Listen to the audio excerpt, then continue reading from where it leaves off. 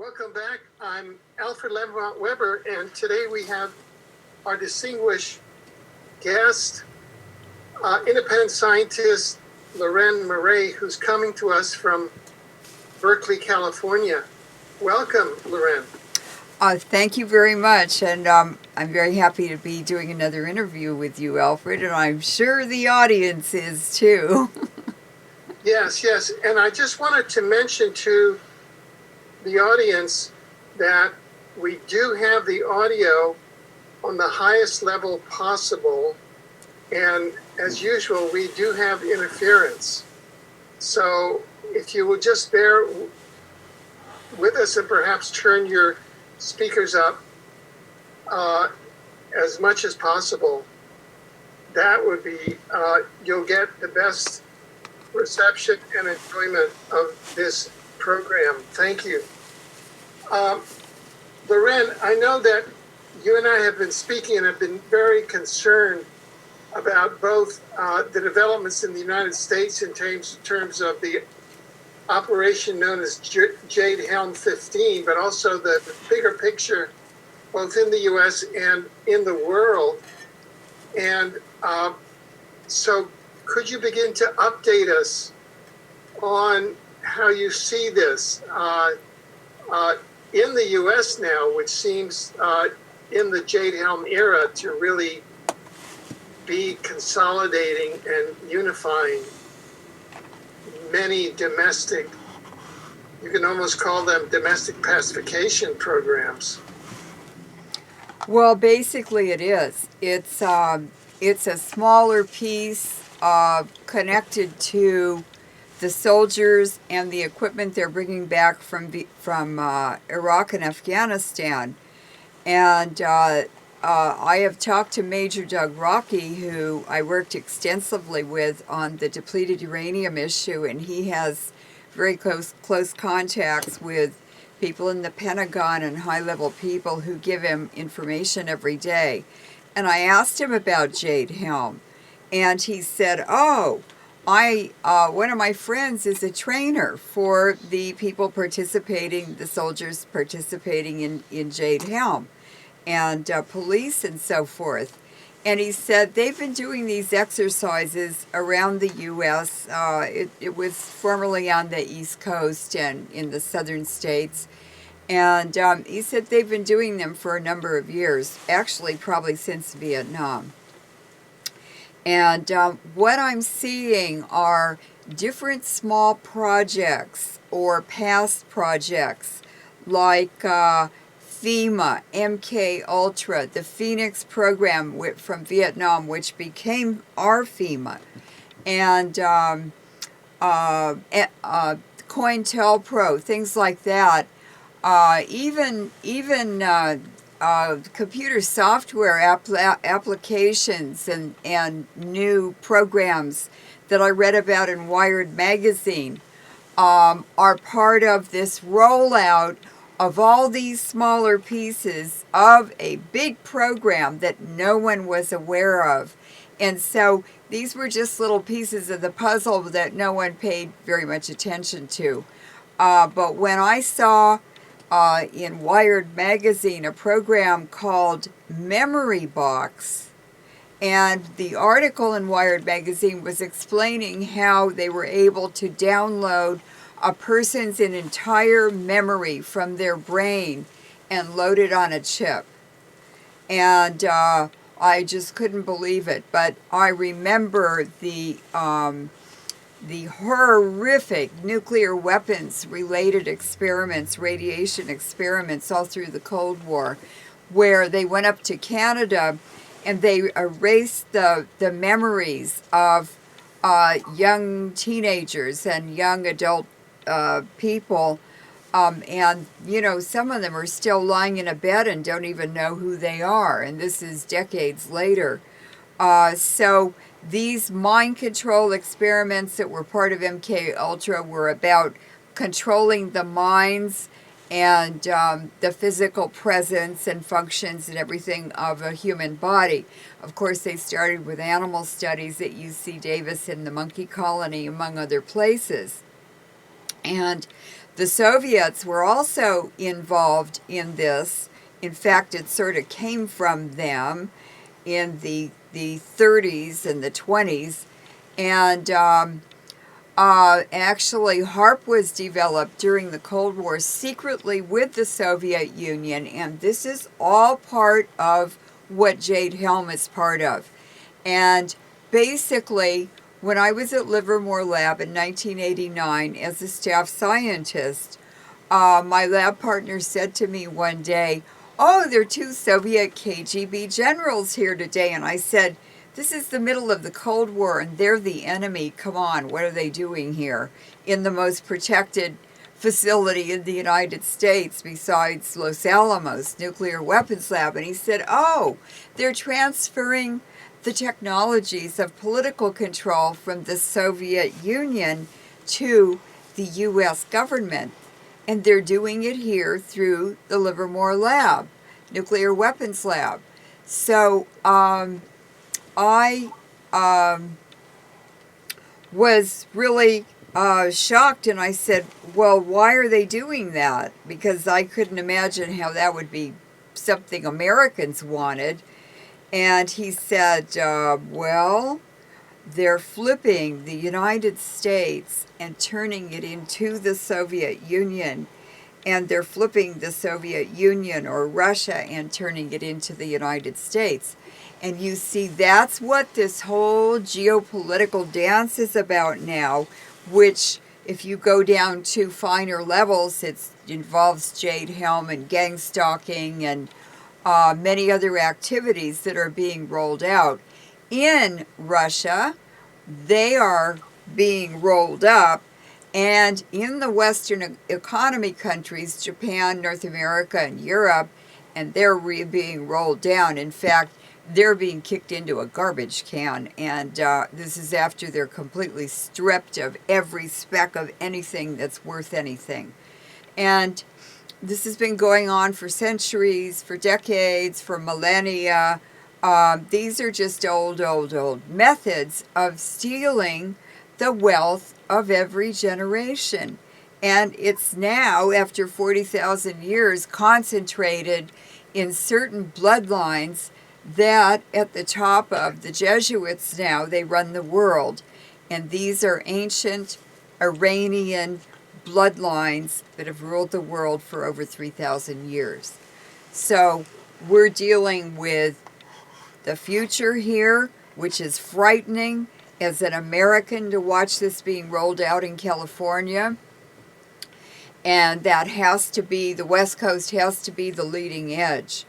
Janet Napolitano, the former Secretary of Homeland Security, and a very strange person, I must say, was hired as the University of California new president.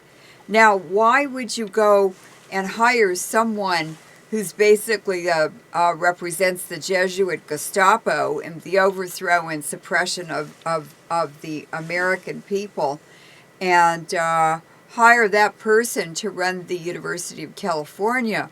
Well, they run, they have the management contracts for the nuclear weapons laboratories. They are developing all of these horrific technologies that I'm talking about that are part of Jade Helm as well. And they're weaponizing our adult children using the mind control technologies and algorithms through iPhones, which are computers, very powerful computers. And they're now making phones with flat array antennas, which multiply the power, the impact, the transmission by many, many times. And they're using them as electromagnetic weapons that can be pointed at people and hit them with invisible frequencies that can do many harmful things to their bodies. So that's where we are now. Our youth, our young people, our university products are being weaponized to attack their own families, their own peers, their own citizens. And in the George Soros Open Society programs and funding and so forth, uh, foreign students are being brought over, and they're being trained in all of these technologies and of political and social control, and then they're sent back to their own countries and they overthrow their own governments. So this has happened in Egypt, Kyrgyzstan, Tajikistan. The Ukraine is the most recent example. And now uh, a very, very, very powerful form of blackmail is being practiced by the U.S. on other countries that will not go along with U.S. policies. And they're threatened with a color revolution, which will certainly overthrow their own sitting president and cabinet. Right. Now, getting back to your to the state that you're in, now California is not the governor Jerry Brown. The governor of California is Jerry Brown. He is in his second double term of being governor. He was reelected after some other people served as governor. And he said, just to get to my point, Jerry Brown is a Jesuit priest. I'm afraid so. Now, doesn't that mean something to you? That you have a Jesuit priest as governor of California who has brought in the former director of Homeland Security now to oversee the University of California system, which is one of the largest, quote, educational systems that now we can call one of the largest youth mind weaponizing systems, turning the youth of America into New World Order robotic operatives. Isn't that what? I mean, it would be Jerry Brown who gives he's like the godfather of all jobs in California. And, technically the boards are independent, but once you get the governor's nod, that's how you get a job at that level. Well, Jerry Brown was a fairly good governor in his first two terms, the first election round. And he did some very strange things. His personal relationships with men and women were a little odd. He was called Governor Moonbeam because of his weird ideas and actions and everything. But he was fiscally very responsible. Now we see him coming in as a rebranded governor. And his excuse is that, his father he wanted to be in as long as his father had been governor or longer. And that's his official explanation for why he ran again. But he married a very proper and quiet and subdued woman in his age range. And he walks with her and their dog to his office every day in Sacramento. So he's kind of got he's not into bling or things like that. But all of a sudden, we've got this huge artificial California drought. I go to the farmers markets, and this is obviously a HAARP project or program or agenda to take over the water supplies and the allotments and to take control of the California water away from the people and the farmers and agriculture.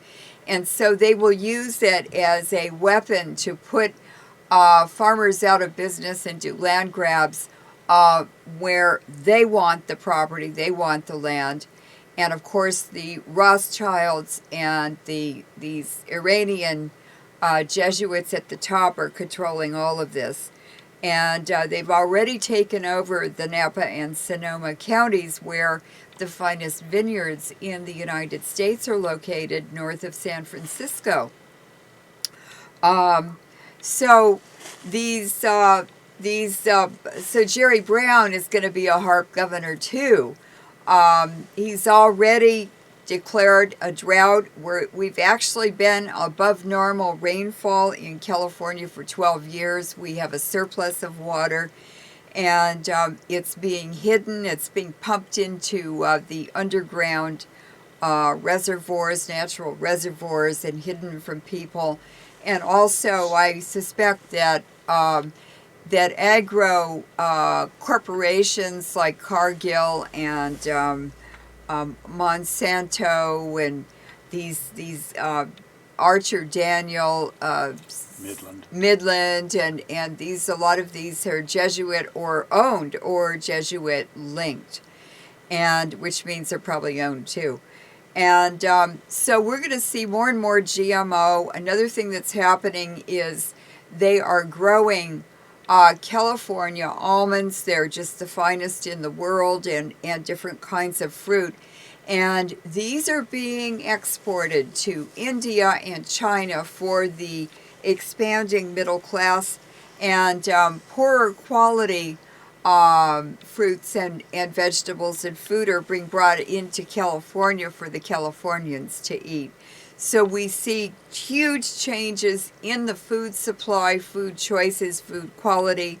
And then when Janet Napolitano moved into the office as president of the University of California, she brought Homeland Security and FEMA with her. And before she left Homeland Security and FEMA, she had sold Homeland Security FEMA contracts that our Homeland Security and FEMA would serve to 15 other Commonwealth countries. So now we have Janet Napolitano's legacy operating in 15 countries around the world, exporting what we're about to get rolled over on us, and it's not very pleasant. It's communism at its most extreme, and we're going to be poorer than the people in India. The citizens of Ukraine were stripped in 1 year, the year of 2014, from being the richest country in the Soviet Union of all the sister states, and now they have wages that are below the wages of the people in Ghana. And there are mothers killing their newborn babies because they're starving to death. Right. Now, you've in our conversations, you've described how this kind of technological pacification program is being installed at the street level in that area in Berkeley and in California and in the Bay Area, to where perhaps you can talk about these new forms of light installation, street lights, and also how the networks of the students and of the people that are enrolled in these, they are given these cop toys, and then they are shown targets, and they go after the targets on buses and in the open street.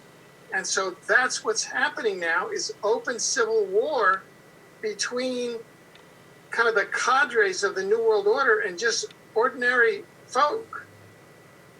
That's right. Could you talk about that? Yes, I'm just living it and watching it, and Laurence Battist, who has done a beautiful website for us, he's been part of it too. I mean, we're living through hell here being rolled out. It's horrifying to see. And I know it's happening because I went to the Soviet Union in the 1970s, and I said, I never want to live like this. And ever after, since that visit, I have said, oh, we do really have a lot of freedom in the United States, but it's because of the Constitution, the U.S. Constitution. And as long as people are able to have access to the courts in order to protect their constitutional rights and exercising their constitutional rights, we have the Constitution. But they can't directly attack it to destroy our civil rights, so they're doing it indirectly. And what these programs involve are, for instance, well, let me just talk about the rollouts since Homeland Security arrived with Janet Napolitano. Now, she arrived in October of 2013. On January 1st, 2014, she was ensconced in the UC headquarters in Oakland, and she was ready to roll out the Homeland Security FEMA takeover of the West Coast. And this Jade Helm exercise is part of that. And the first thing we noticed were gang stalkers all over the streets January 1st. The world changed. I mean, at first we couldn't believe it. Who are these people? Well, we saw tour buses bringing in homeless people they picked up all over the Bay Area. They had cop toys, cell phones, all kinds of stuff. And they were just wandering through the streets, hitting anyone they wanted to. They are managed and supervised and controlled by the police departments. And so they were hitting people with these frequencies. And on the BART, the subways, there were professional women who were psychologists or statisticians or cognitive scientists or whatever. And they were sitting there on their laptops with a couple of at least one or two bodyguards. And they were putting everyone in the car to sleep with their computers and the Wi-Fi. And you'd look around, you'd get in that car when you boarded the subway, and everybody was asleep. Everyone in the car except that woman and her two bodyguards.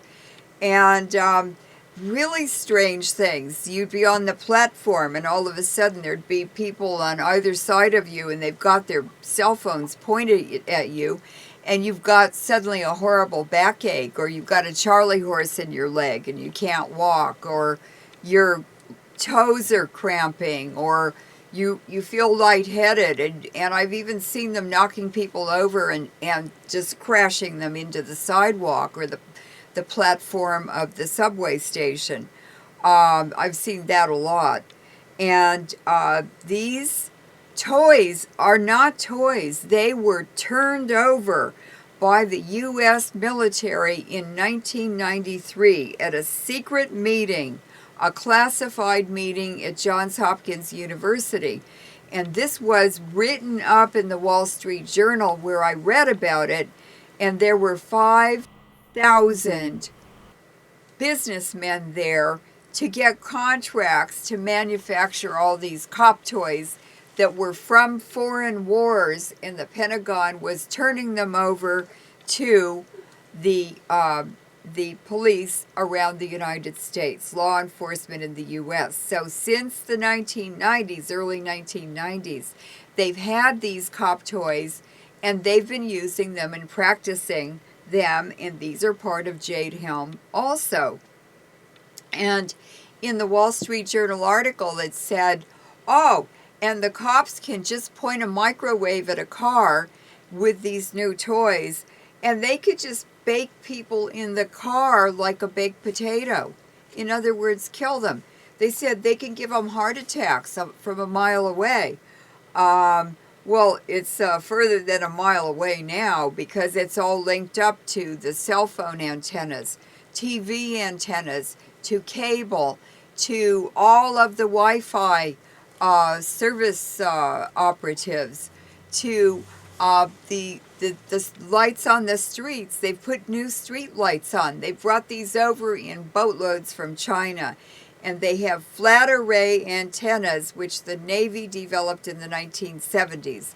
And they are extremely powerful, and they're so powerful they can miniaturize them, and they're putting them in cell phones now. So when you're walking up down the sidewalk or the street, you're getting hit from these lights. I was walking around down by the freeway in Berkeley in a kind of an industrial area, and I saw this couple I knew them. I recognized them. It was an Asian woman with a white guy, and they were kind of loitering around at a really strange industrial area. I said, "What are they doing there?" And then I realized it was a setup for me. So she suddenly disappeared. She didn't want me to recognize her or see her, so she kind of scuttled off down the sidewalk away from him and me. And I walked up to him, and he took his cell phone and pointed it up at the street light, and he went click, click, and I had to walk a block from there to the bus stop where I was catching a bus, and I was so crippled and so much in pain the whole time from that little double click of his that I was hardly able to get to the bench to wait for the bus. And this happens in the laundromat next to my house. They have now put a smart meter in the front of the laundromat near the front door, and I have had students come in and click it, and while I was folding my clothes, and all of a sudden I had to go home, put everything in my bag, unfolded, and leave, because I was being horrifically injured and horrible pains from these stupid smart meters. So smart meters, there's nothing smart about them, and there's nothing about the people who are operating them and thinking they're smart while they're destroying their own web of life. That's the stupidity of it all. But, you know, I finally, after observing them for a while, I finally began to see why they do it. Why would students deliberately go and knowingly seriously injure people who were strangers on the street or neighbors or whatever? And what I saw on their faces, each time they hit a person with these frequencies, and they can break teeth out of your mouth with them. They broke my tooth, and I've seen just everyone I'm talking to who is an activist has missing teeth now, and I just said, how can they do this? How can a 20-year-old do this? Who had a good upbringing and everything, and then I watch their face, and as they're watching people in pain, they're getting an algorithm from their cell phone that goes right into their brain and rewards them for doing it. There is an algorithm reward for doing this. So this is how they have weaponized and hijacked our young adult people. But these are programs the University of California and other universities around the world have been carrying out for decades. We just didn't know it because it was all compartmentalized. Well, now they're putting all these parts and bits and pieces together, and we have Jade Helm arriving in a couple of months, a few weeks, and they are planning to be in plain clothes. They will not be in uniform. Well, they're on an intelligence operation to infiltrate civil society in 5 states, I think Texas, Oklahoma, New Mexico, Arizona, and California are the states involved. And all of these technologies will be turned on. They will be integrating and measuring, seeing what the biological feedback is, and they'll be fine-tuning these systems. I think that's what it's for. I think that's what Jade Helm is for.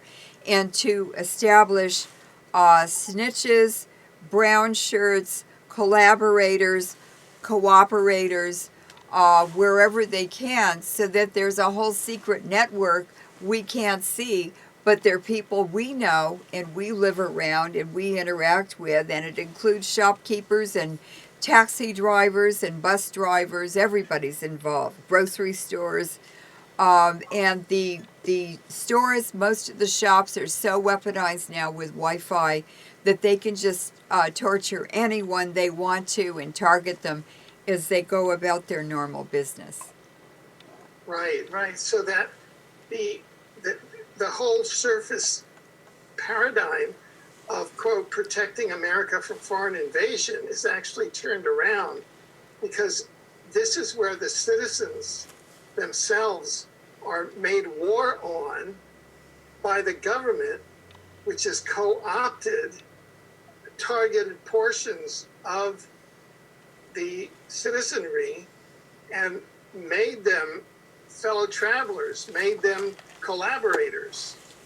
And yes, Actually turned them around and made them military weapons, guided missiles against the society, against the rest of the citizens. So that is a foreign invasion by the government of its own citizen, of the citizens against the citizens. And since they control the mainstream media can't report this because reporters either are too mind controlled or they'll lose their jobs. Is that it? they're terrified. They are being blackmailed and compromised, and also cherry picked for the new reporters are guaranteed to be going along with the program.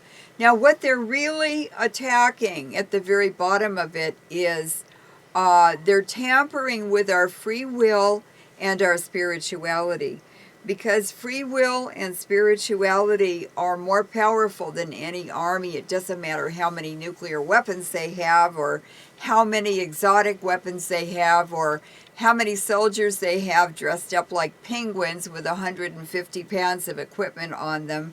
Ridiculous. It's ridiculous. And all of the army stuff, the uniforms, the helmet, the boots, the equipment, it's all made in our prisons. We're a prison slave society now. And that's why all the silly drug laws. Why should the CIA pump $850 billion a year through the U.S. economy as the cash flow, which all comes from drugs, drug racketeering, the global dope enterprise, and people just making pot tea or marijuana, smoking marijuana or whatever to mitigate their pain from radiation-caused cancers and other illnesses. I mean, America's one of the sickest, illest, poorest health societies in the world. And a lot of it is due to the nuclear weapons program, as well as the nuclear power program. Well, now we're poisoning the whole world. And the United States has become a genocidal extension. It's no longer a country or a democracy.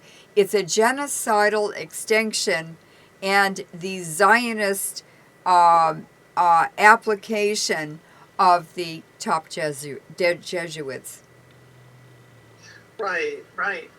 You have I identified an early text on this by Colonel Ramsey. Could you tell us more about that?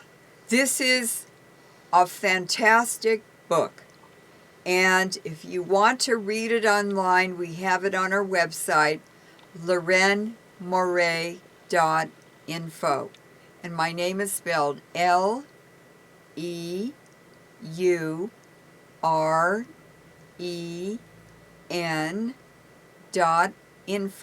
Oh, Moret, MORET.info. And we do have this book. It's called The Nameless War. And it's all of the wars for the last 1,000 years, going back to the Crusades almost. Well, halfway back to the Crusades. And all of these wars for the last 1,000 years have all been carried out by the same people. It explains how they came in the French Revolution, in the Spanish Revolution, in all these revolutions. These are people who are aliens. They're not even citizens of the country that they're overthrowing. And they come in, they infiltrate neighborhood meetings, regional meetings, all levels of civil society. It doesn't take very many of them. And they're the ones who overthrow the governments in the countries. And we're seeing it live in the Ukraine. It's exactly how they do it. And I think since this template that the Nameless War that Gordon Ramsay or Colonel Ramsay wrote, he wrote it as a member of the British Parliament in the early 1940s, and he knew another world war was coming, and he wrote it to try and stop that World War II, and to expose this nameless war, which is just a template, a Jesuit template, or the Iranian, that ancient Iranian bloodline project that they've been carrying on for thousands of years. And I see it right here in my neighborhood. We have an Opus Dei house across the street. Well, I saw huge antennas there, groups of students going in and out, and they'll live there a year or 2 years. They're being trained to do all these overthrows, to sabotage any targets, anyone they're told to target. And this will be after they leave the university and they go to work out in the workplace. So they're going to be sabotaging corporate workers and corporate social and civil society, and reshaping whatever these people in control have decided they want changed and how they want it changed. And I've had phone calls for 20 years, back into the 1980s, by people, husbands, telling me, this young woman got hired, and I think she's hacking into my computer, and she's doing all these things that are disruptive, and now my marriage is falling apart. My wife is an heiress, and I really love her, and we have children, but all of a sudden she doesn't trust me anymore, and she's leaving, and she's being handled by some mysterious group of people. And I see that all over now. They're targeting the oldest children in a family, the firstborn, because they have more expectations of them from previous generations of the family coming in as the leader of the new generation. There are many more expectations. So they're also culling people with mathematical abilities, because this is all run on mathematics. And if mathematicians can figure out how to undo it, they're targeting honest people, they're targeting loving people, caring people, and they're just dehumanizing our society. They're dehumanizing us. They're changing churches into cults. Everything is a cult, or people are just being completely isolated through the technology and everything. And then, of course, these foreign students are brought to the United States by George Soros and the Open Society. They're given $10,000 or $20,000 to go for a quarter or a semester here at Berkeley. They get a brand new wireless computer, and then they are not required to attend classes while they're here. They're encouraged to go shopping in San Francisco and spend this extra money they've never had on consuming American clothing, the American look, American makeup, American hairstyles. And they get addicted to it, this consumption of American lifestyle. And almost all of these people who are brought over here by the Open Society are teachers.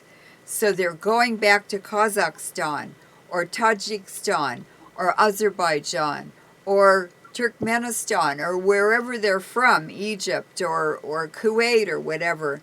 And they are completely obsessed with this American consumption, and they're wearing all these trophies of their trip into the classroom and infecting all their students with this new society, and it's replacing the traditional indigenous societies and values and destroying them.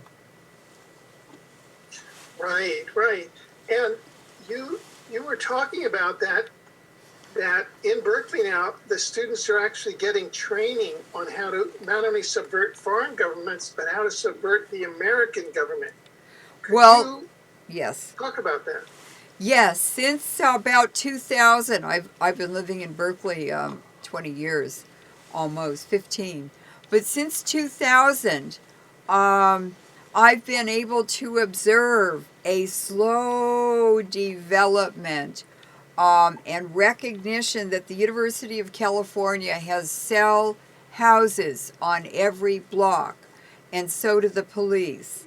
And in these cell houses that the university sets up, they'll take over a whole apartment building, the landlords are in on it, and suddenly all of the buildings and the houses and everything, it's mandatory for everyone in a neighborhood, a certain neighborhood, to paint their houses completely, new paint, and to landscape their yards, because the University of California and the city of Berkeley are now the property of the Jesuits. They considered this to be their land, their library, their university, their students. They own it all, lock, stock, and barrel, to the entire border of the city of Berkeley. But it's not only that. Here's the Open Society, George Soros and the Rockefellers again.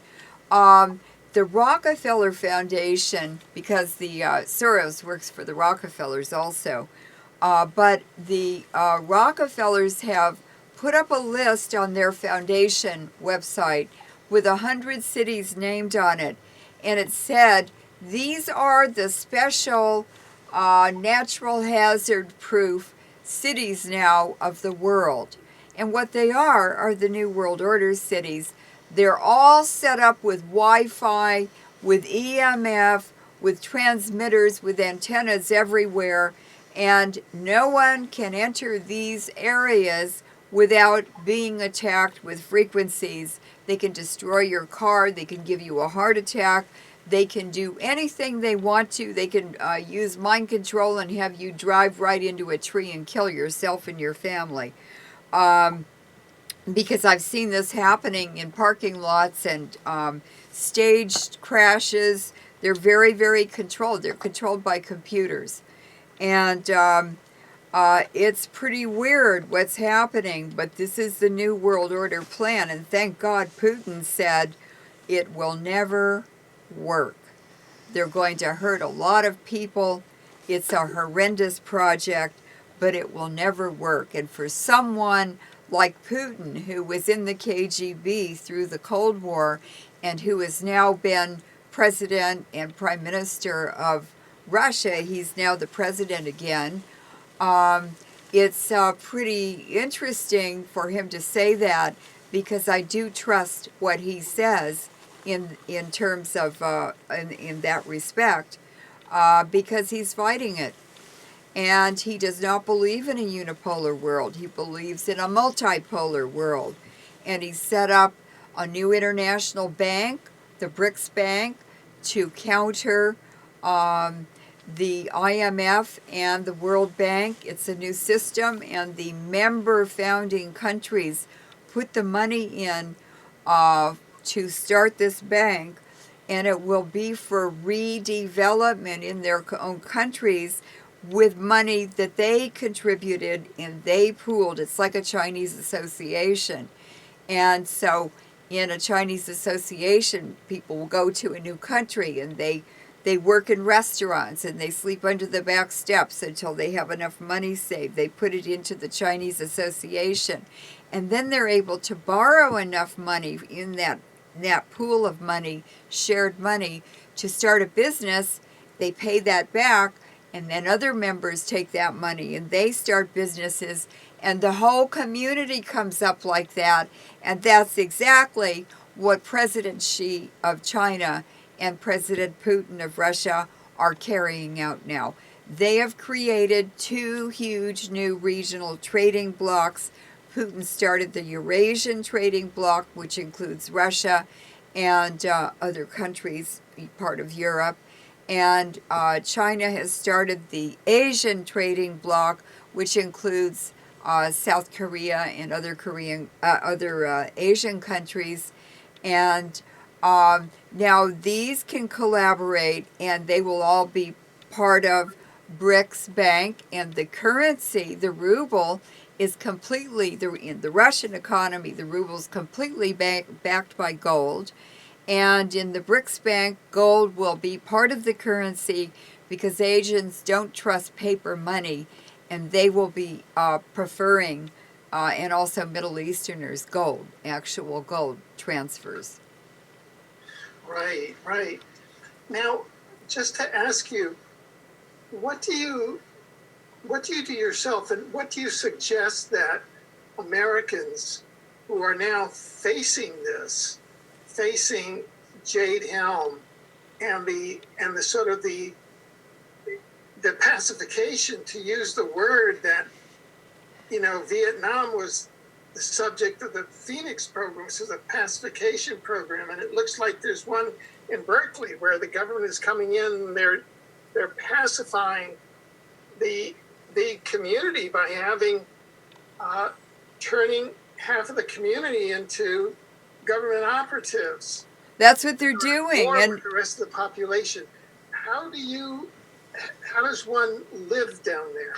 well, I was talking about these cell houses. Now, Opus Dei is an organization. It's supposed to be Catholic, but it's not really Catholic. It's like the Jesuits. It's a military organization, and it's training people. Actually, a lot of them are atheists. A lot of the members of the U.S. Supreme Court have ties to Opus Dei. Well, it's part of the Jesuits also. But these are students living there for whatever reasons they were selected. And they're learning how to move antennas around on the roof of this house or on the porches of this large house. And they actually targeted me when I did a very, very important publication in England in Namaste magazine on depleted uranium. And it was called Populations Exposed to Depleted Uranium. It's on our website. Increased risk of cancers and infertility. And that caused the nun, Dr. Rosalie Bertell, who was actually an agent of the Pope and the Vatican, she sent me a death threat from Canada. And then about 6 months later, I wrote another article about the huge dispersion of more radiation into the ocean than ever before anywhere else on the planet until Fukushima happened. And it was being dumped from the Sellafield, or before that it was called Windscale, the Sellafield nuclear power plant in Cumbria, which is on the west coast of England, just north of Wales. And that was actually a setup for getting ocean current information in order to develop HAARP and some of those programs, and to set up Fukushima. So anyway, these radiation programs are also part of what's going on here in Berkeley. But they slashed my face, my chin, with a microwave knife from a giant antenna. It was 10 or 20 feet long. And I saw them taking it apart at different times and moving it around different sides of the house. So they were obviously had a secret communications network and system in this neighborhood, and they still do. Well, what they've done now is to go from these antennas that are adjustable and movable and portable, and they are now transmitting Wi-Fi and these obnoxious EMF frequencies, Wi-Fi frequencies that make you sick and sleepy, all kinds of things. And And they have moved them into the sewer lines. And this is a secret network, which I heard about in Berkeley maybe around 2003, but I didn't believe it. And but around this neighborhood, the neighbors who are involved, renting to students with this program, it's all illegal, so it has to be done secretly. Um, and these apartment buildings with the students in them that you see as training in these special covert programs, and it's men in long coats and hats that come over their faces who show up in the middle of the night and get out of black cars.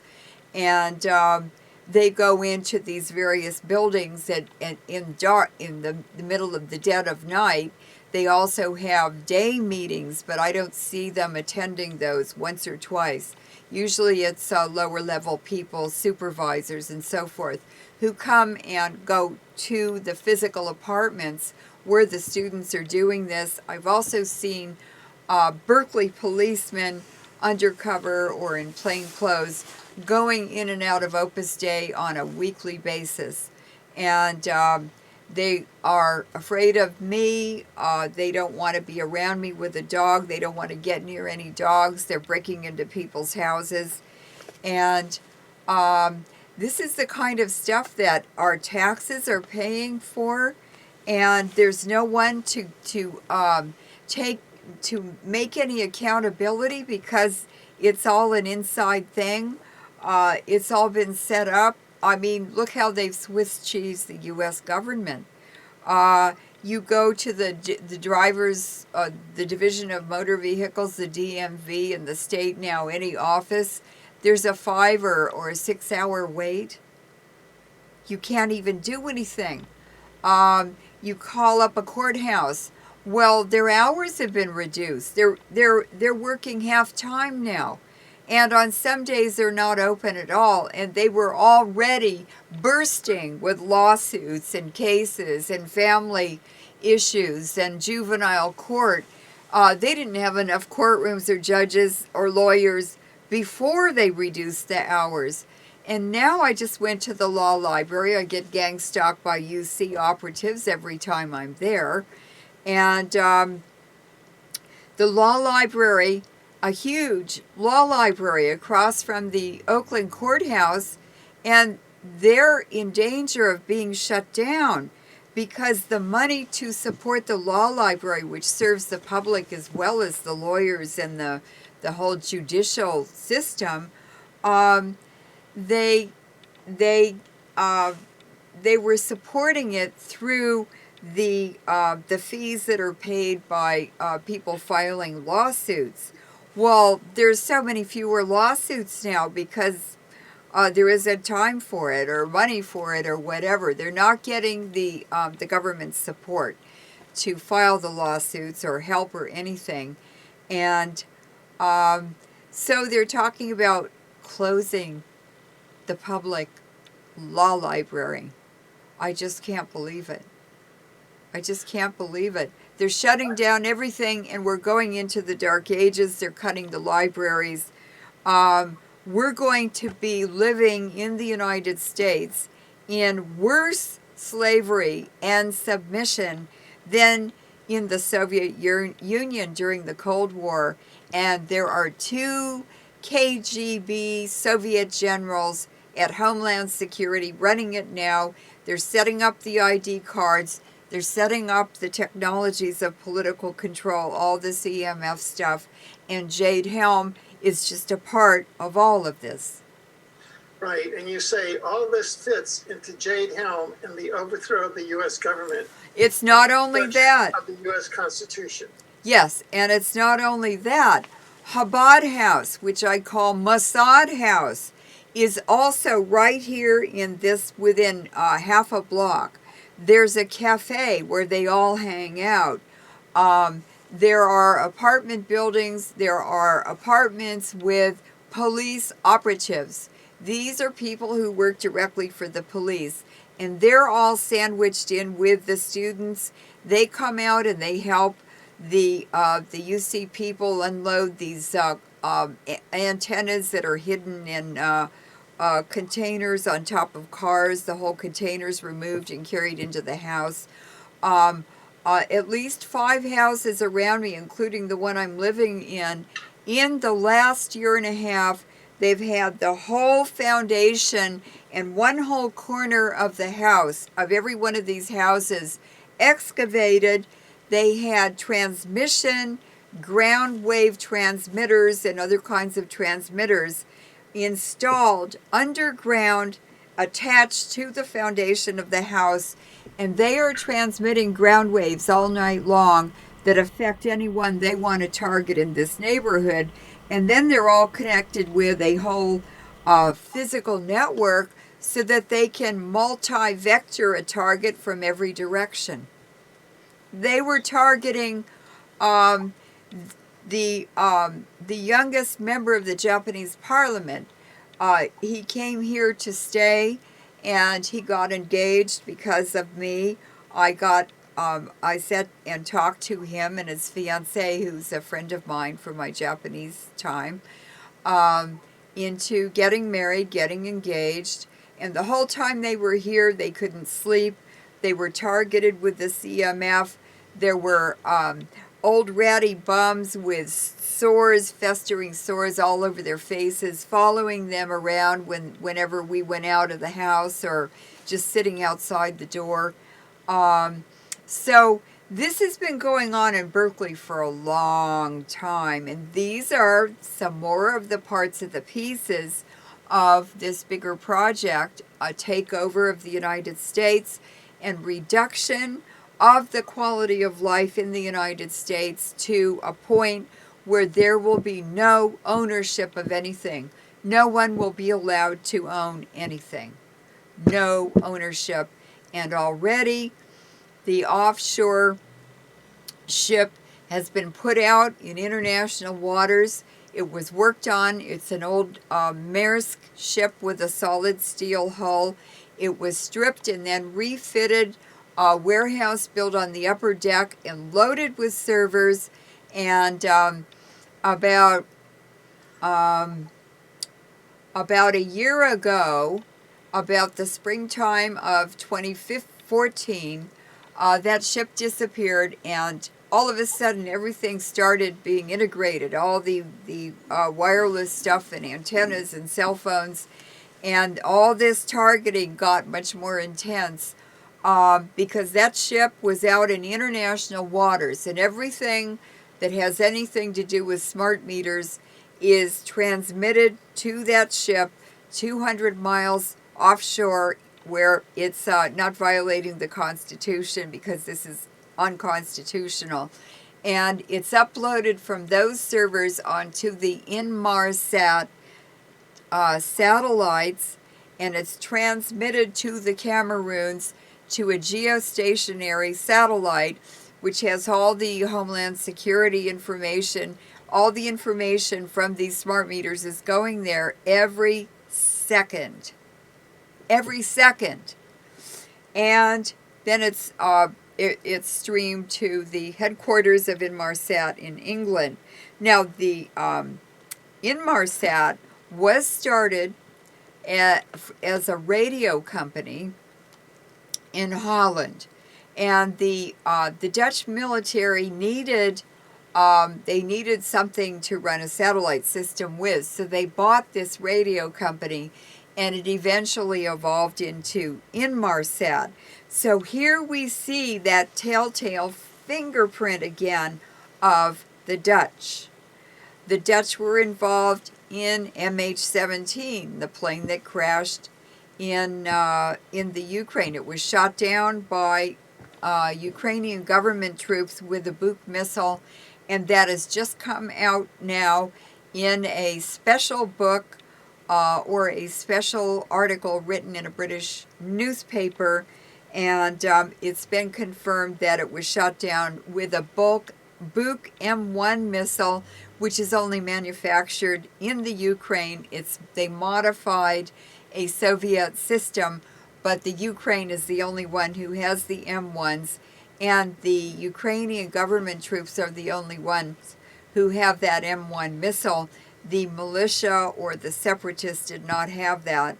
And so who else could have done it? Well, now this investigation by this media outlet has exposed and confirmed that the Yuki troops, the Ukrainian government troops, did it.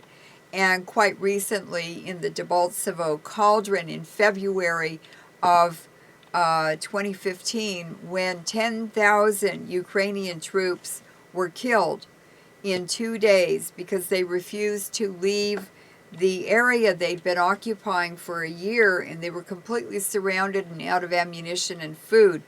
And for a week, the militia, the separatists, asked them to surrender and to leave all of their equipment on the battlefields. They refused to do it. So they were killed. It was the militia had no choice. They had to do that. And all the battalion commanders, all the leadership, all the generals had abandoned all their troops, 10,000 men without any leaders, and many of them were untrained. They'd been kidnapped off the streets and driven to the battlefield and said, here, you're a soldier now. And it was just horrendous. All the leaders, the military leaders, were in Kiev, half of the country away. So we see this insanity, and it's got to be mind control. It's just so crazy. It's it counters all our values and our systems and our beliefs. People just can't be doing that if there are normal conditions. So what you're saying is that what we're really talking about during this program of Americans versus Americans is that the country's being taken down through mind control programs. It's mind control programs. It's an algorithm. It's 23 acres or miles or whatever of supercomputers underground in Langley, Virginia, and other locations in the United States. And it's just a rollout, and you can feel it, the timing. Every January 1st, a new program and intensity gets ratcheted up. And then you can feel a shift. And it's a shift in the intensity of the Wi-Fi. It's a shift in how much it penetrates you and how deeply physiologically it gets into you. They were just hitting the skin and making you itch and burn, and they can make brown spots all over you. It's premature aging. They do it with infrared. So they were doing that, but now they're doing deep psyche and deep physical, much more harmful, much more subtle, and much more penetrating. And it's just, the purpose is to make people bow their heads and hunch their backs and submit completely. Right. Well, we've come to the end of this segment. Do you have anything that you haven't been able to say that you'd like to say? Well, this Wi-Fi is very intense, and it's very dangerous, and it's very pervasive.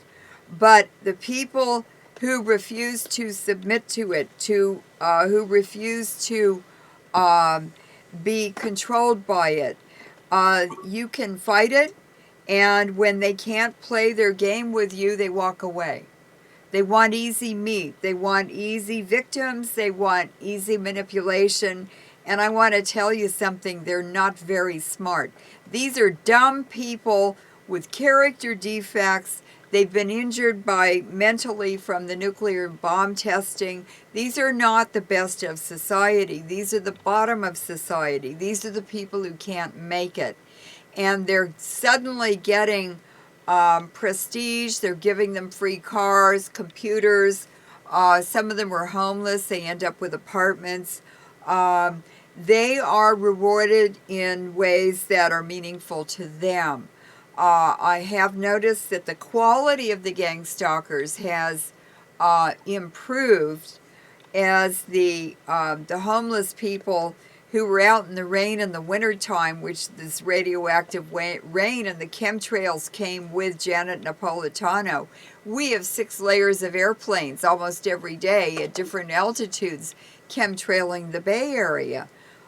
So these chemtrails are part of Jade Helm. They're part of all of it, and it's all pieces of puzzles, of programs, of things that we walk by every day in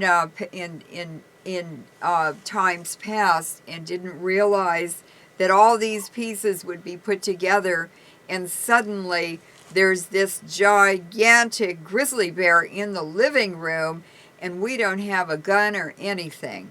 So people need to talk about it.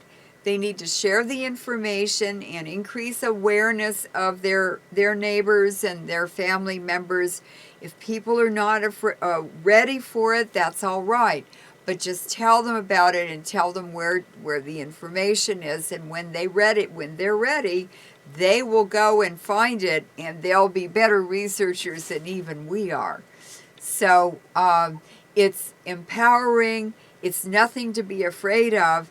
It's something to face and to deal with, and don't do it alone. There are lots of people around you who want to stop it also. And after all, Alfred, we're the only ones who are going to stop it.